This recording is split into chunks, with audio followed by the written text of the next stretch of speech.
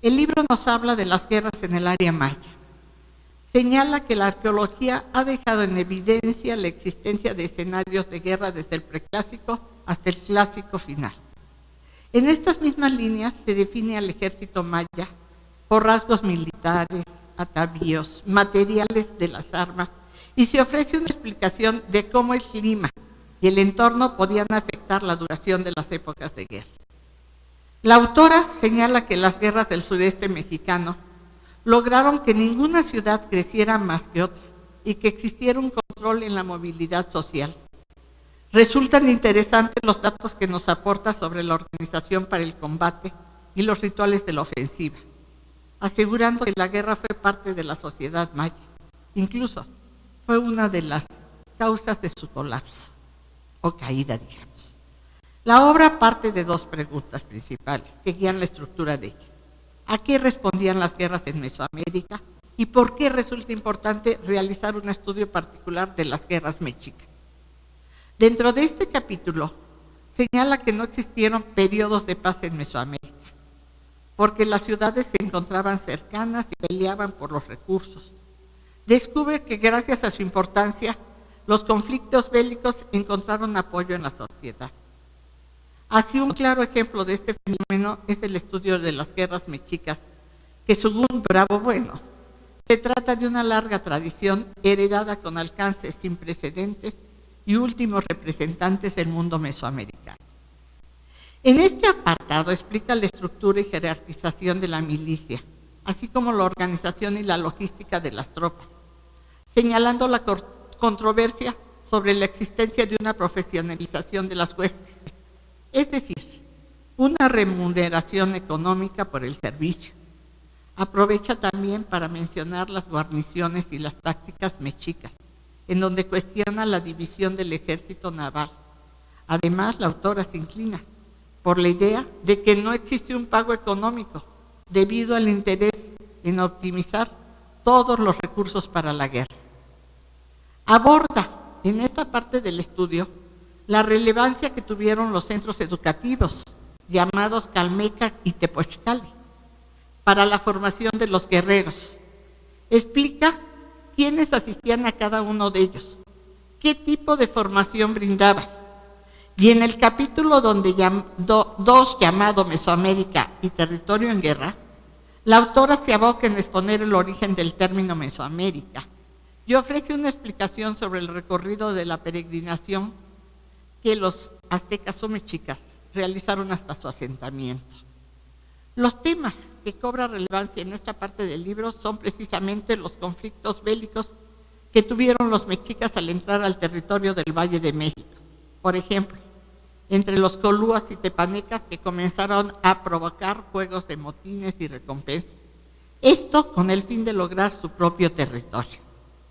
Asimismo, nos permite vislumbrar cómo los aztecas desarrollaron estructuras políticas a imagen de Azcapotzalco, lo que posteriormente les posibilitó la creación de la Triple Alianza, con una nueva ideología y religión que apoyaba la guerra. A partir de estas bases, la autora nos guía de manera cronológica por la compleja historia militar de los mexicas.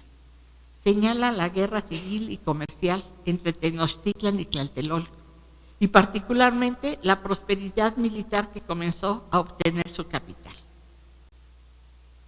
En este mismo punto encontramos información sobre el desenlace de la cultura mexica ante la conquista española, que Bueno Bravo divide en dos fases.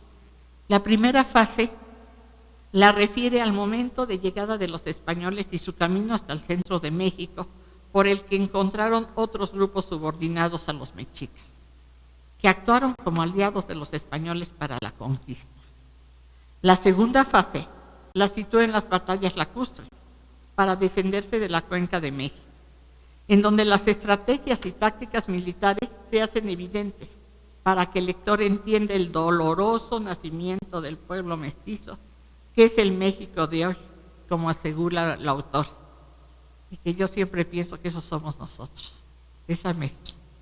No podemos hablar de nuestra lengua náhuatl, porque no hablamos náhuatl, ni de nuestros dioses, porque porque tampoco los tenemos. Somos esta aculturación o sincretismo, lo que nosotros querramos. Por eso me encanta trabajar la época novohispana. Eso es México, esa mezcla. En el tercer apartado, intitulado Los guerreros aztecas, armas y uniformes, Isabel Bueno Bravo es prudente al aclarar que las fuentes de donde provienen los datos para su estudio son crónicas españoles e indígenas del siglo XVI, así como códices, evidencias arqueológicas y obras de arte. Con ello empieza a explicar el financiamiento del ejército por parte del Estado y advierte las dificultades para definir la cadena de mando de la milicia, que estaba definida por la captura de prisioneros para una escala social. Distingue la obra el rango de los militares por sus trajes, divisas y tocados. Se enfoca en explicar que cada uno de los atavíos correspondían a un guerrero en particular y que cada traje, elaborado con materiales diferentes, aportaba un significado militar y cosmogónico específico. Resulta sobresaliente la exposición de quienes podían utilizar cierto tipo de atavíos, con los privilegios que conllevaba. Así, Isabel Bueno se da la tarea de mencionar a cada uno de los guerreros con sus respectivas indumentarias. A mí me encanta, porque el libro tiene imágenes que yo dije que Alejandra Rodríguez había elaborado, según nos dice el libro. Y cuando yo pregunté quién es Alejandra Rodríguez, la autora dijo, es mi hija, que yo recuerdo que la llevaba casi en la canastilla a las clases a estudiar.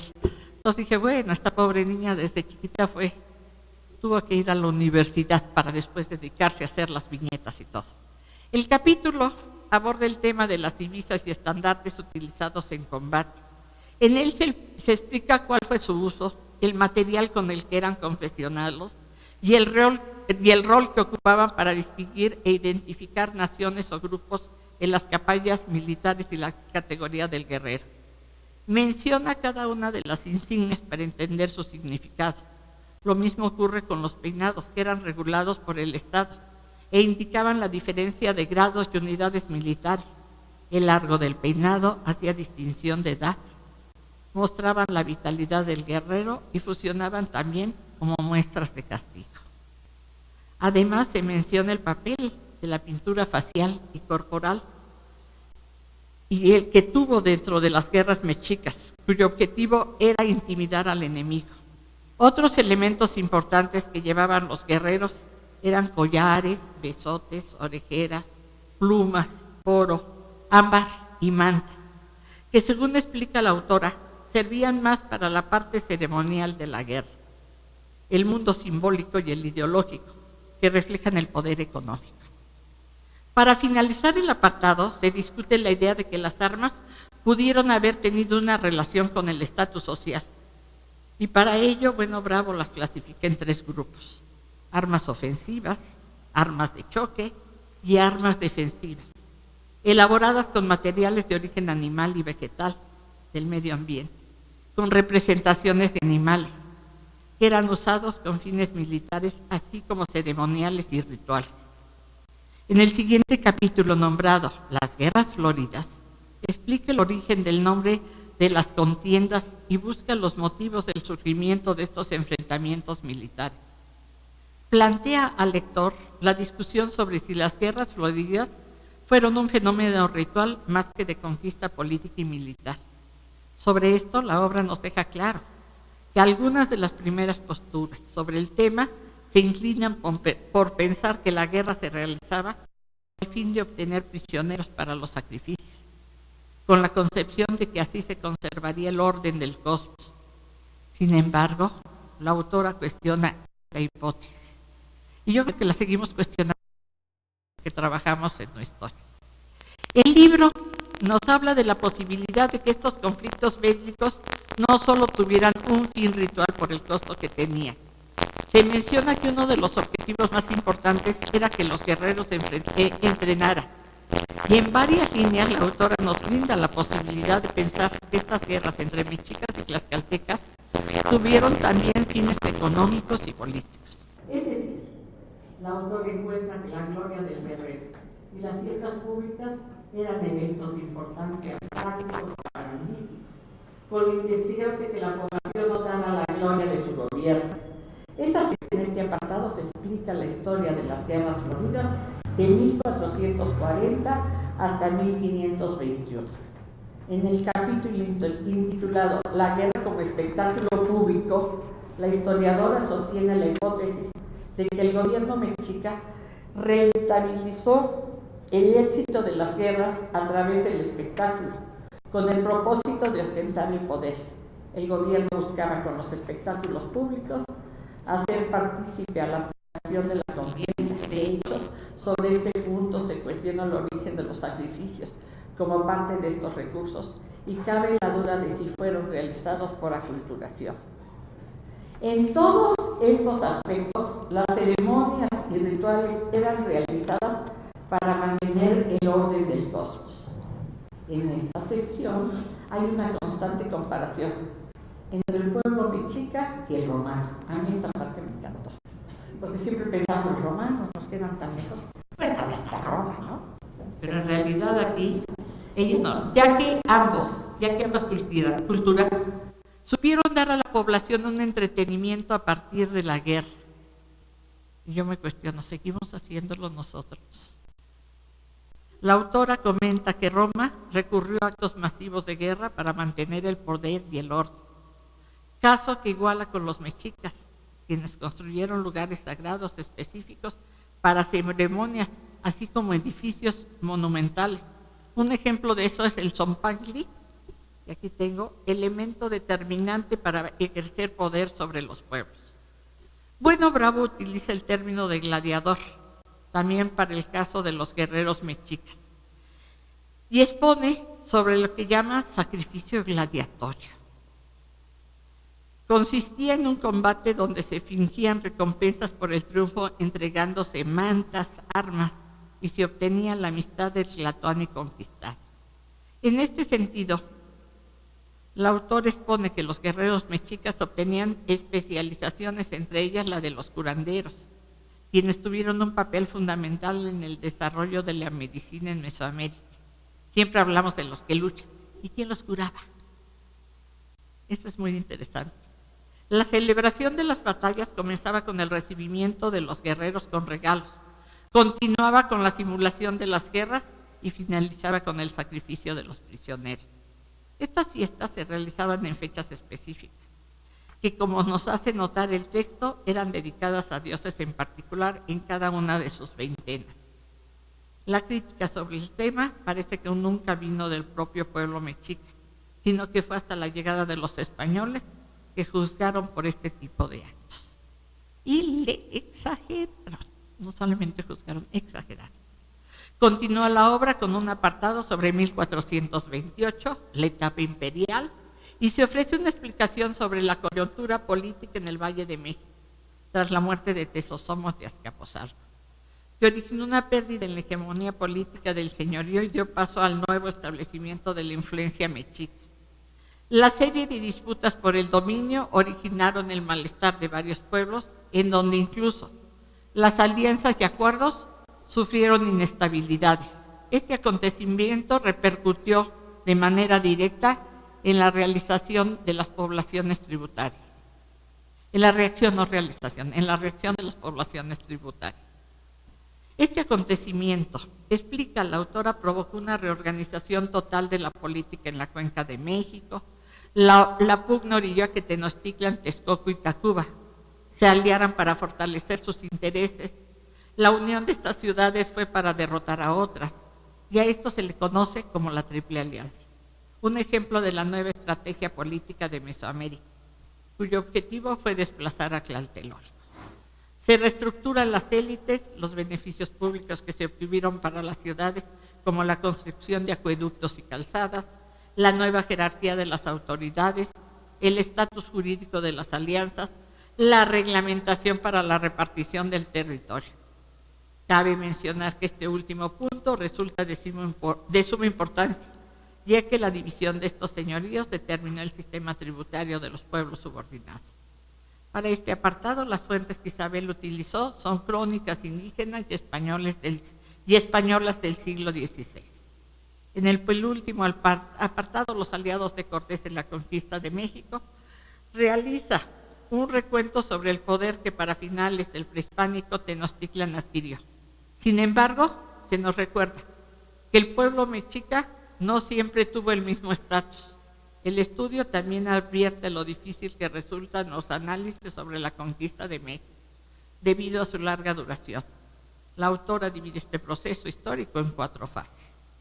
La primera, definida como las primeras alianzas hispano-indígenas y la llegada a Tenochtitlan, nos relata el momento de la llegada de Cortés, que aprovechando el descontento de los pueblos tributarios, los convence para que se incorporen a su ejército en contra de los mexicas.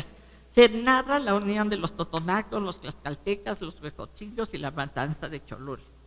La cuestión que se plantea es si Tenochtitlan pudo haber combatido a los españoles antes de su entrada a la ciudad. La segunda fase llama estancias en la ciudad y la prisión y muerte de Moctezuma. Menciona la entrada de Cortés a Tenochtitlan, resalta el buen recibimiento que tuvo. Sin embargo, la autora señala que la desconfianza y los intereses terminaron por desatar la lucha entre mexicas y españoles. El arresto de Moctezuma es uno de los elementos que considera la obra fundamental en el destino del conflicto. Además, una interesante hipótesis es que los de Tenochtitlan se limitaron a salir de su territorio para combatir a los españoles por el temor que tenían de ser derrotados y no encontrar apoyo en otros pueblos indígenas. En la parte llamada la expulsión de Tenochtitlan y la reorganización, se hace un examen sobre la reorganización de los españoles en Tlaxcala para abastecerse y reunir más indios para el ejército. Isabel Bueno nos señala que parte medular de la conquista española fue la construcción de los 12 bergantines para derrotar a la ciudad. En esta idea podemos recordar la importancia de la milicia naval y tácticas lacustres, temas que la autora habla en capítulos anteriores. Y finalmente, la fase del asedio, en donde la autora nos comenta que Cortés entró a la metrópoli con una estrategia militar y naval que le permitió, junto con sus aliados, apoderarse de la ciudad. Encuentra que para este acontecimiento fue más importante la estrategia de aislamiento de Tenochtitlan con el fin de privarla de suministros que la artillería o el número de los guerreros. Esto del número de los guerreros me encanta. Yo soy futbolera y la otra vez el director del Athletic de Madrid dijo: no me importa el número de jugadores que tengo. No debo de tener muchos o pocos. Lo que me importa es a dónde los pongo y cómo juegan, ¿no? Igual los guerreros, no importa el número de guerreros, a dónde los pongo y cómo juegan, cómo lo hacen, ¿no? Entonces es bien importante aquí. El octavo y último capítulo, titulado La conquista de México en el lienzo de Tlaxcala, se propone explicar que este libro colonial fue de manufactura indígena, en el que los tlaxcaltecas reclaman su protagonismo en la conquista de Tenochtitlan.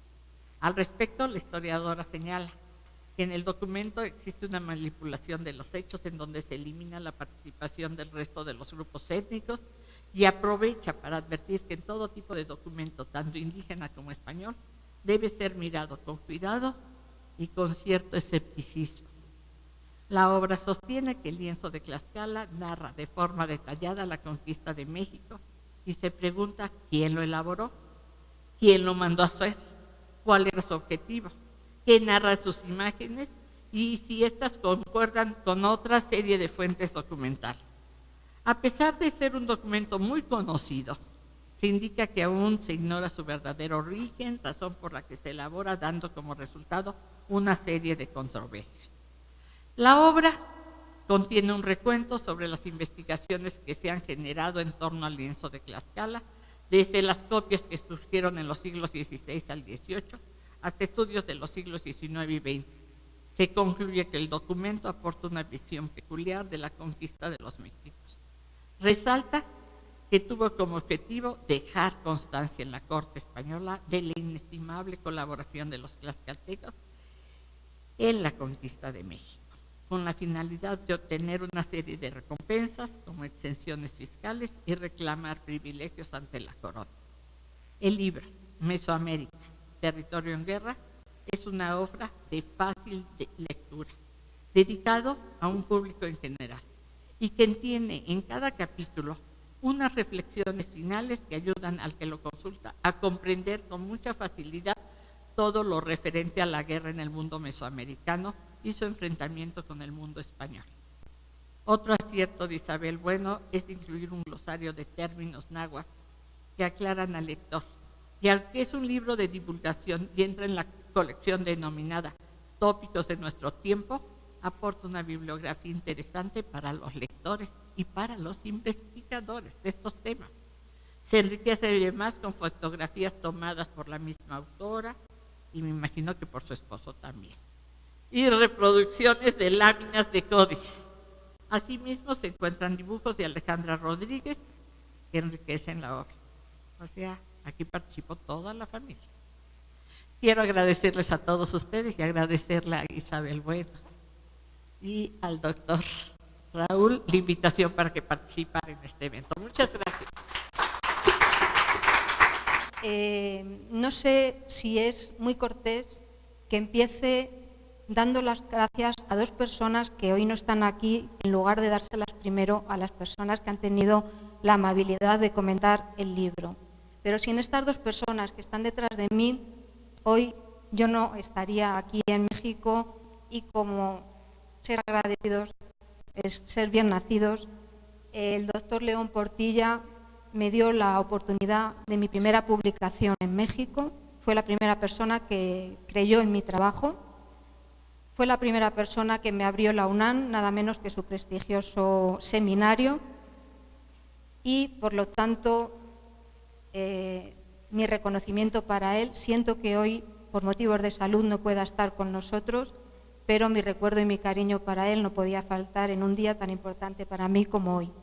Y la segunda persona que ustedes están viendo es Camilo José Cela, hijo, naturalmente, y sin él no hubiera sido tampoco posible publicar el libro que tenemos aquí, puesto que él me presentó al doctor Gutiérrez Lombardo y a raíz de ahí pues se ha forjado una amistad y la posibilidad de publicar este libro.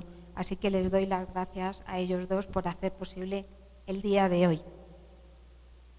Naturalmente, doy las gracias a mis colegas que han tenido la amabilidad de leerse el libro, de comentarlo y de ver todo lo positivo que tiene.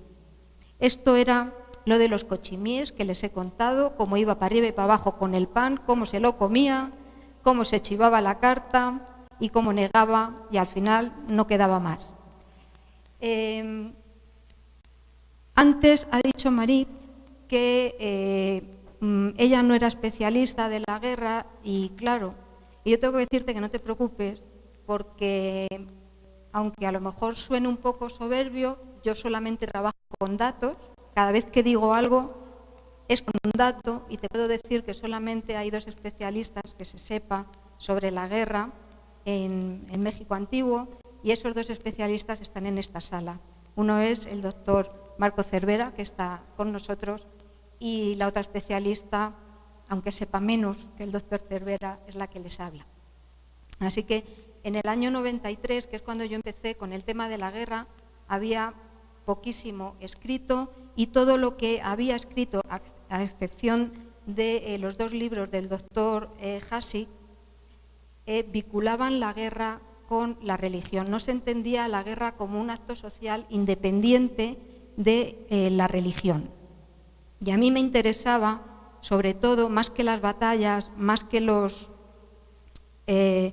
trajes militares, como antropóloga, ver la guerra como un acto social, ya que en todas las sociedades se desarrolla la guerra, ¿no? La guerra, además, vista desde este punto, nos permite conocer a la sociedad en la que se desarrolla y, además, nos permite conocer también esas megaestructuras que van creando el Estado, que va creando la política. Como les digo, la primera pelea con la tesis, con los artículos, era poder desvincular la guerra de la religión y que eran dos cosas independientes. Eso costaba y sigue costando. Y que la guerra es un acto complejo en Mesoamérica, como en Roma, como en Sumer, en cualquier otro sitio, porque los hombres se mueven por los mismos intereses en todos los continentes y en todas las épocas. Entonces, las aportaciones que van haciendo los libros, tanto del doctor Cervera como los míos, que trabajamos en la misma línea, es intentar despojar de esa sacralidad el acto de la guerra. Y para eso fue muy importante los dos libros de Hašek, sobre todo porque fue el primero en destacar que hay más de un tipo de imperio, porque lo que se cuestionaba sobre Mesoamérica es si ni siquiera, ya no hablar de imperio, sino si ni siquiera se podía pensar que tenían un estatus de Estado. Entonces, al comprender que había varios tipos de imperio, el imperio territorial es el que todo el mundo aceptaba, es el dado por Clausewitz del siglo XIX, todo lo que no se adecuaba a los 5 puntos que daba Clausewitz se consideraba ya de plano que no era un imperio, no se investigaba más. Pero no se planteaban que hay otro tipo de imperio que es hegemónico y que se adapta perfectamente al desarrollo del imperio mexica o de los imperios anteriores a Mesoamérica, como el teotihuacano u otros anteriores que pudo haber. Y eso fue una base estupenda.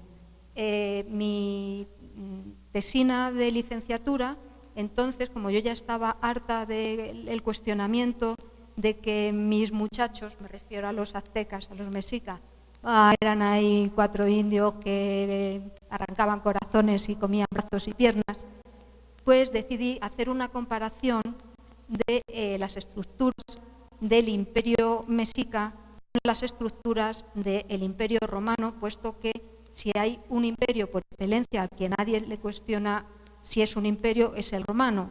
Y como las estructuras eran exactamente igual, porque durante la dinastía Julio-Claudia el imperio romano es de origen hegemónico, pues es exactamente igual que el mexica. ¿Les estoy aburriendo o vamos bien? Vamos bien, vale.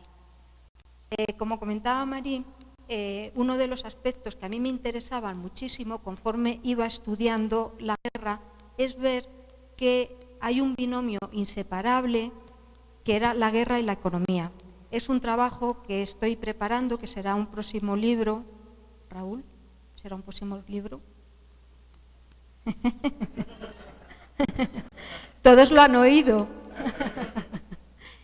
Y que va a ser guerra y economía, porque me parece muy interesante comprobar cómo la expansión imperial se va haciendo de acuerdo a los intereses económicos, va creciendo la expansión. Y eso me parecía muy interesante.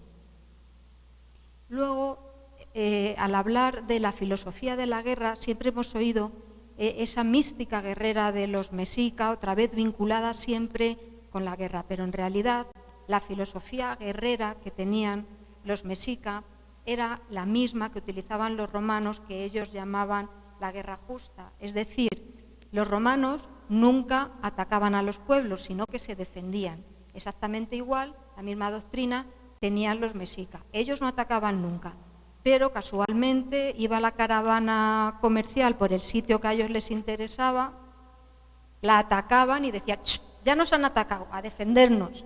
Y entonces aplicaban la guerra justa para ello. ¿Qué más les cuento?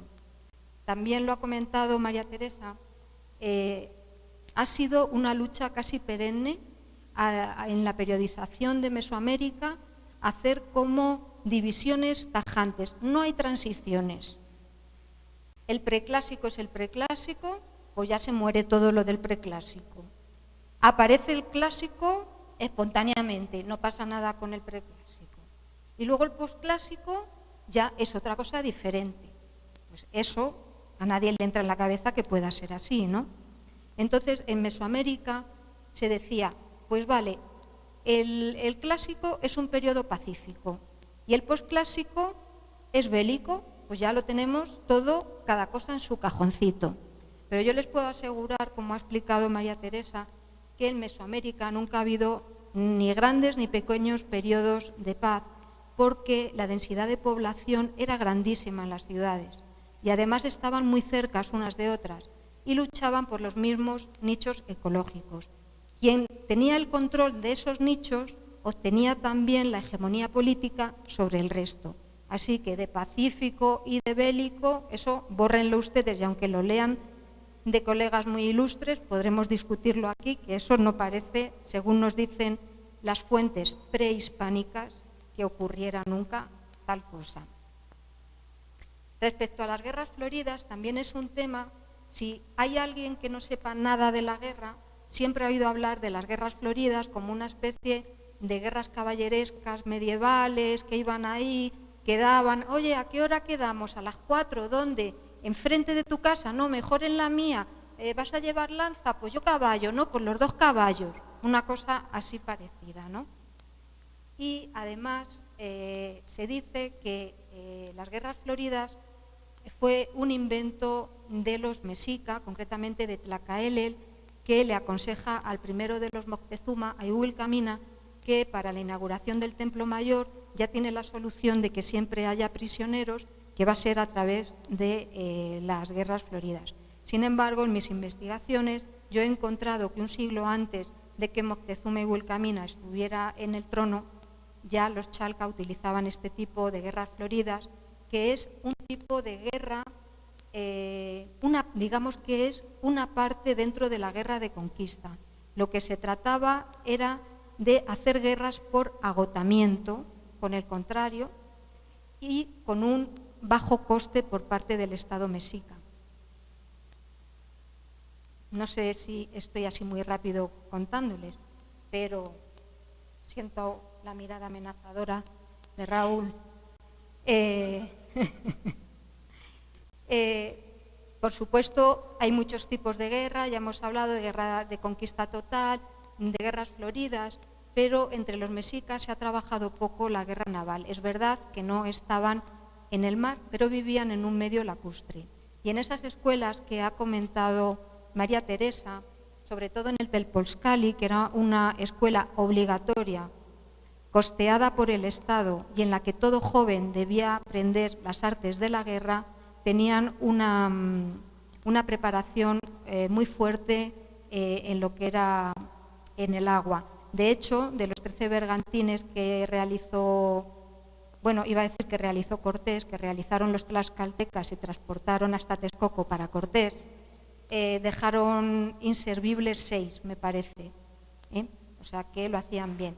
Ya sé que no es muy ortodoxo utilizar palabras contemporáneas como guerra biológica o guerra psicológica para hablar del siglo XVI, pero para que todos nos entendamos, pues los mexicas, pero no solo los mexicas, yo utilizo los mexicas en el libro porque son sobre los que más información tenemos, pero ellos son los herederos de toda una larga tradición en Mesoamérica. Así que lo único que hacen es retomar lo que ya se hacía anteriormente a una mayor escala. Pero lo que aplicamos para los mexicas podemos aplicarlo también para Tula o para otros momentos anteriores, ¿no? Entonces, como les decía, utilizaban una guerra biológica muy efectiva. Por ejemplo, hacían gases lacrimógenos con unos chiles, esos que ustedes saben, esos habaneros que dejan muertos a quien los respiran, pues hacían como una especie de gases lacrimógenos y en el interior donde estaban resguardados los enemigos los tiraban. Los que no salían huyendo caían asfixiados por este tipo de gases lacrimógenos que hacían. Hacían también unas bombas con panales llenos de abejas, pues imagínense todos corriendo por allí, pues a flechazo limpio el que se movía iba cayendo. Si la plaza que querían vencer estaba rodeada por algún río o algo, lo que hacían era envenenar el agua también. Y luego la guerra psicológica, me puse a pensarlo porque Bernal Díaz, que nos da muchos detalles así muy minuciosos y es mucho a la anécdota, nos dice que sobre todo los últimos meses de la conquista estaban agotados porque los mexicas, aunque parecían pocos, estaban las 24 horas del día dando gritaderas, dice él, y cuando no gritaban no cesaban los tambores, con lo cual no les permitían dormir. Ustedes saben que una de las peores torturas que hay es no dejar dormir al enemigo, pues parece que lo hacían bastante bien. Como les he comentado, había varias escuelas y el Telpolskali era una escuela obligatoria costeada por el Estado, donde todos los jóvenes tenían que ir y hacer las prácticas en la batalla. Esto iba creando lo que llamamos ahora así pomposamente un imaginario colectivo sobre la guerra y sobre la identidad de grupo que va creciendo conforme van entrando en juego otros elementos. Pero este nuevo imaginario colectivo empieza cuando Tenochtitlan se hace independiente en 1428, ganan a los tepanecas. Hacen lo que hacen todos los vencedores en cualquier época y en cualquier pueblo, quemar los libros antiguos donde venía su peregrinación y se veía su origen chichimeca de unos pobrecillos aldeanos que venían de por allí lejos, y escriben una nueva historia donde son los chicos de la película, los actores, los fuertes, los Iron Man. También van a adoptar nuevos dioses guerreros de acuerdo a esa nueva ideología que van a ir creando. Van a hacer un escenario grandioso en el que el valor de la imagen va a ser importante como expansión de terror con poco movimiento. Desde el mismo sitio de Tenochtitlan se va a irradiar a todos los pueblos de México el poder de Tenochtitlan a través de estos juegos, espectáculos públicos, donde se congregaban masas importantes. Tezozomoc dice que se juntaban más de 1 millón de personas. Hola, Ili. Y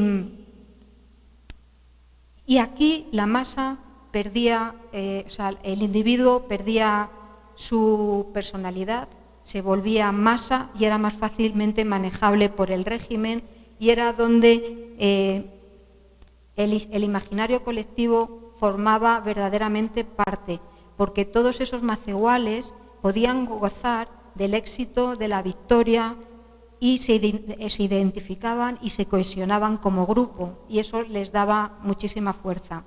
Por supuesto, en ese escenario grandioso no podía faltar el arte monumental, y también con algo ejemplarizante. Sabemos que a esos espectáculos públicos iban invitados los gobernantes, no solo de los que formaban parte del imperio, sino también de aquellos que estaban sin conquistar, como los tlaxcaltecas, etc. Y entre esos prisioneros que se sacrificaban, algunas veces estaban parientes de estos gobernantes que iban a ver allí. Así que cuando se terminaban las fiestas y se iban a su casa, tenían un mensaje bien claro, que ir en contra del imperio afectaba seriamente a la salud. Hablar de la guerra es también muy interesante. Hablar de la ética de los pueblos te da una idea sobre ver. Lo que quiero decirles con este PowerPoint es que la guerra nos muestra todos los aspectos de una sociedad, no se limita solamente a las batallas, ¿no? Lo que en tiempos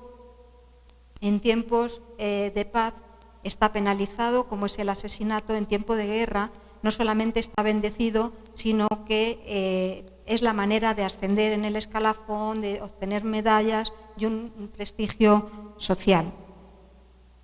La organización militar estaba superreglada por el Estado, y lo más importante para ascender en el escalafón era el número de prisioneros, pero no solamente el número de prisioneros, sino si se hacía de forma individual o en compañía de otros.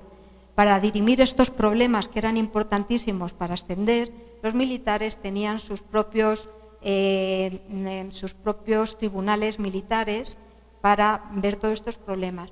Cuando no se llegaban a un acuerdo entre los guerreros, llamaban al propio preso para que dijera quién lo había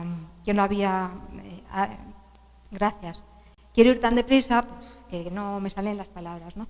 El código legal militar era muy duro, casi todo se castigaba con la muerte, pero también tenían algunas prebendas, como por ejemplo el adulterio, que en el resto de la población se castigaba con la muerte.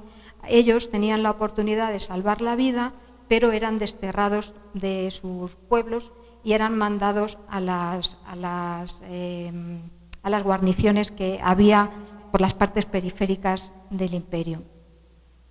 Y para terminar, me parecía súper interesante que no se podía hablar de la guerra en Mesoamérica sin ver qué había pasado en ese último momento, en eso que León Portilla llama el contacto, y se ve claramente cómo las élites indígenas tienen más que ver entre las élites de otros pueblos, aunque estén al otro lado del mar, que entre su propio pueblo, siendo macehuales, y se dan importantes alianzas entre las élites indígenas para vencer el poder que en ese momento les estaba atosigando, que era el poder mexica.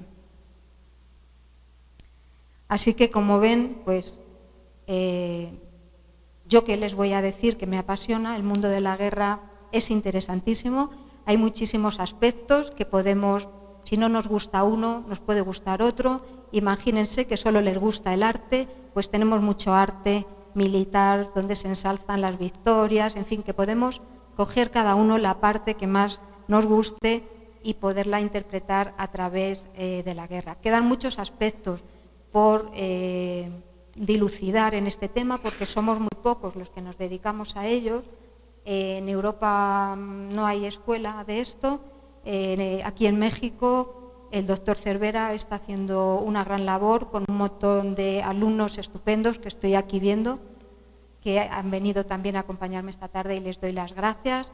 Y yo creo que con ellos va a surgir respuestas a muchas de las preguntas que tú hacías, porque estamos todos trabajando en buscar esas respuestas. Y para terminar, a mí me gusta mucho esta frase, que es del libro de la guerra, porque pienso que es una frase que no solamente vale para la guerra, sino también para cualquier dificultad que nos encontramos en la vida, que dice que ganar 100 victorias en 100 batallas no es lo mejor de todo, pero someter al enemigo sin luchar, eso sí que vale la pena. Muchísimas gracias, espero que esto les haya aclarado las partes que mis compañeros a lo mejor no les han explicado. Muchísimas gracias a todos.